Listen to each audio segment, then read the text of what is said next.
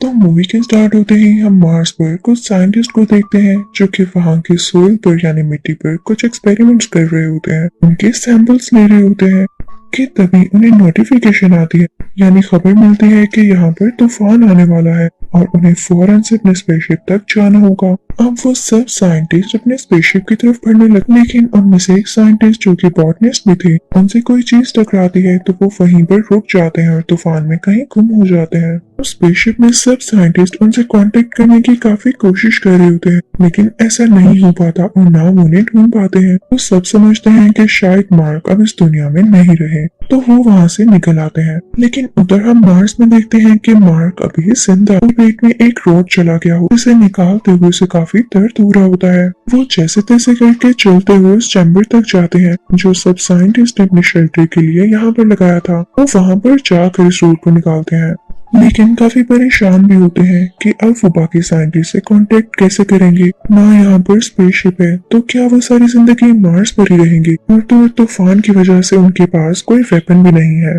वो जानता था कि स्पेस में जो अगला प्रोजेक्ट आएगा, यानी जो अगला स्पेसशिप लैंड करेगा, वो 4 साल बाद होगा। तो 4 साल का अरसा तो बहुत ज्यादा है, यानी इस टाइम पीरियड में जो उसके पास खाना है वो काफी नहीं है।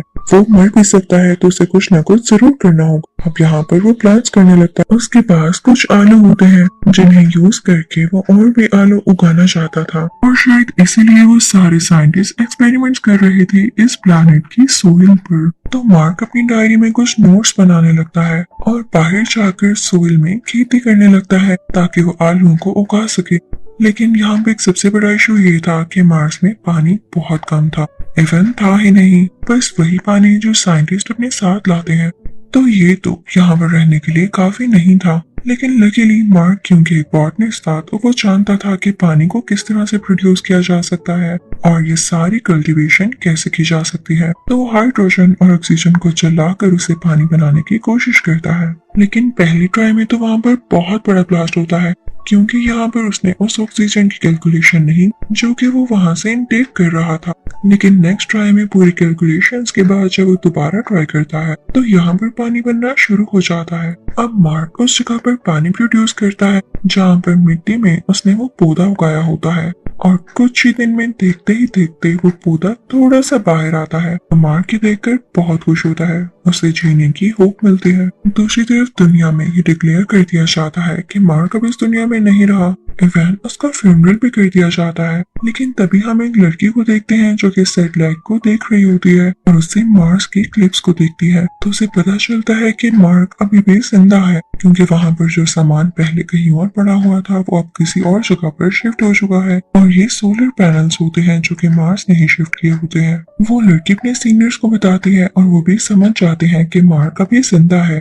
लेकिन वो उन्हें बताते हैं कि अगर हम मार्स पर मार्क को बचाने चले भी जाए तो हमारे पहुंचने तक वो भूख से वैसे ही मर जाएगा। और ये बात होती भी ठीक है। उधर मार्क जो कि परेशान होने की बजाय कोई तरीके ढूंढ रहा होता है कि 4 साल बाद जो नया प्रोजेक्ट आएगा और जिस जगह पर आएगा वहां पर पहुंचने के लिए इसे 50 दिन चाहिए, यानी 50 डेज, और 70 डेज तो इसे यहाँ पर पहले से ही हो चुके हैं। तो बैठे रहने से अच्छा है कि ये उस जगह तक पहुंच जाए। लेकिन वो जगह यहाँ से 2500 किलोमीटर दूर है, और जो कार इसके पास है वो सोलर पैनल से चलती है और एक दिन में 35 किलोमीटर से ज्यादा ट्रेवल नहीं कर सकती है। लेकिन फिर भी मार्क के पास यही आखिरी ऑप्शन होती है। फिर जमीन पर हम देखते हैं कि वो सब लोग डिसाइड करते हैं कि मार्क तक फूड और पानी भेजने के लिए वो एक स्पेसशिप तैयार करेंगे जो कि पूरे 1 साल में मार्स तक पहुंचेगा। लेकिन मार्क तो पहले ही वहाँ पर काफी ज्यादा आलू उगा चुका था।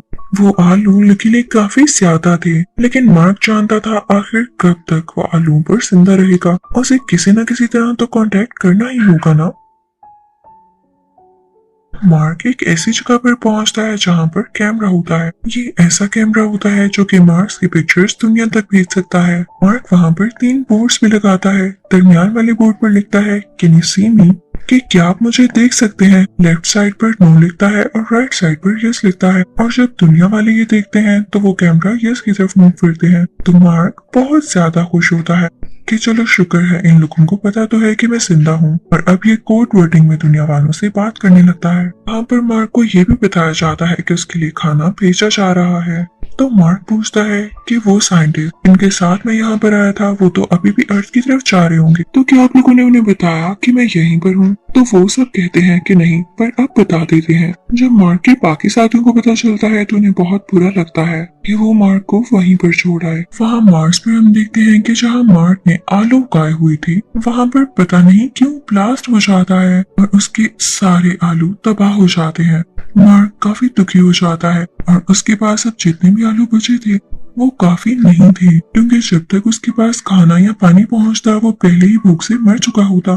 तो अब वो डिसाइड करता है कि जो खाना वो दिन में इतनी बार खाता था उसे वो बहुत कम कम करके खाना होगा ताकि वो जिंदा रह सके। अब उधर जमीन पर हम नासा को देखते हैं जो कि एक रॉकेट लॉन्च कर चुके होते हैं जिसमें मार्क के लिए खाना और जरूरी चीजें थी। लेकिन यहाँ पर बहुत अनफॉर्चुनेट बात होती है, वो रॉकेट लॉन्च होते ही ब्लास्ट कर जाता है, सारा खाना भी डिस्ट्रॉय हो जाता है और अब मार्क तक कुछ भी नहीं पहुंच पाना था। तो सब बहुत ज्यादा उदास हो जाते हैं और जब मार्क को पता चलता है तो वो भी बहुत डिसअपॉइंट होता है। लेकिन वो नासा को एक मैसेज देता है कि मैं हिम्मत हारने वालों में से नहीं हूँ, मैं अपनी आखिरी सांस तक लड़ूंगा और हो सके तो मेरे पेरेंट्स को बता देना कि आपका बेटा अपने प्रोफेशन को लेके काफी सिंसियर था। अगर उसकी जान गई भी तो वो इस बात से बहुत खुश है कि उसने एंड तक इसके लिए लड़ाई की और वो फख्र से गया। अब वो लोग नीचे चाइना से भी हेल्प मांगते हैं तो चाइना उनकी मदद के लिए तैयार हो जाता है। उनका स्पेसशिप जो कि 28 दिन बाद जाने वाला है, वो लोग उसी के जरिए मार्क को रेस्क्यू करें। लेकिन वहाँ पर एक और आदमी होता है जो कि इन्हें एक और आइडिया देता है कि जो स्पेसशिप पहले से ही मार्स से वापस आ रहा है उसे दोबारा मार्स की तरफ कर दिया जाए और मार्क जो मार्स पर पहले से ही स्पेसशिप मौजूद है उसमें से मार्स के ऑर्बिट तक आए तो बाकी साइंटिस्ट इसे ले लेंगे। लेकिन ये सब बहुत रिस्की था और इसमें बाकी साइंटिस्ट की भी जान को खतरा था और तो और उन्हें ऐसा करने में 19 महीने लग सकते थे, यानी अगर वो मार्क को लेकर वापस जमीन पर आते तो इसलिए नासा इस चीज को मना कर देती है। उधर हम मार्क को देखते हैं जो कि मार्स में बिजी होता है और वो अभी भी हिम्मत नहीं हार रहा होता, वो काफी ज्यादा ब्रेव होता है। जब नासा देखती है कि जो स्पेसशिप जमीन की तरफ वापस आ रहा था वो दोबारा से मार्स की तरफ जा रहा है तो वो काफी हैरान होती है कि हमने तो इस चीज के ऑर्डर्स नहीं दिए। असल बात ये थी कि वही लड़का जिसने ये प्लान एडवाइस किया था उसी ने इन 5 साइंटिस्ट से रिक्वेस्ट की थी कि तुम लोगों को मार्क को जाकर बचाना होगा क्योंकि वो तुम लोगों का टीम मेंबर था और दूसरा अगर हमने कोई तरीका ढूंढा तो उसमें कई साल लग सकते हैं और तुम लोग उस तक विद इन मंथ्स पहुंच सकते हो। तो नासा को बहुत गुस्सा आता है लेकिन चाइना उनको समझाता है कि ये अच्छी बात है। जब मार्क हिम्मत नहीं हार रहा और ये साइंटिस्ट भी अपनी जान की कुर्बानी देते हुए यानी अपनी जान को रिस्क में डालते हुए अपने साथी को बचाने जा रहे हैं तो हम कौन होते हैं कहने वाले। वो उनको फूड भी पहुंचाते हैं और चाइना की हेल्प से ये लोग उसे सक्सेसफुल करने की पूरी कोशिश करते हैं।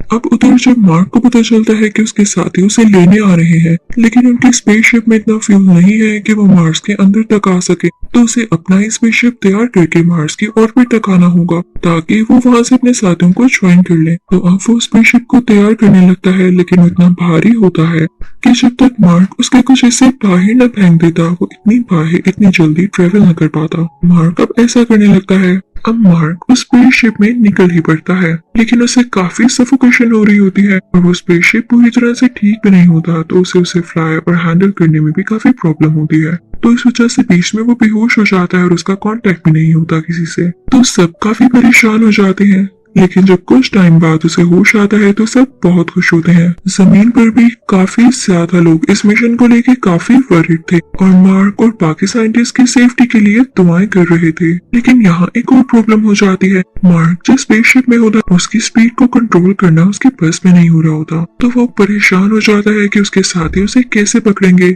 तो अपने साथियों से कहता है कि परेशान न हो, मैं भी हिम्मत बनाए रखा हूँ और जल्दी मैं इसकी स्पीड को कंट्रोल करके तुम लोगों तक पहुँच जाऊंगा। तो दूसरे साइंटिस्ट अपनी स्पेसशिप का एक हिस्सा गिरा देते हैं जिसके एयर प्रेशर से मार्क की स्पेसशिप की स्पीड कम होती है। तो फाइनली ये लोग मार्क को पकड़ सकते थे। उधर हम स्पेसशिप की फीमेल कमांडर को देखते हैं जो कि एक मूविंग चेयर पर से होती हुई एक रस्सी की मदद से मार्क तक पहुंच रही होती है लेकिन वो रस्सी यहाँ पर छोटी पड़ जाती है। यहाँ पर मार्क इनसे काफी दूर रह जाता है तो वो इनसे कहता है कि मैं स्पेसशिप में एक होल करूंगा।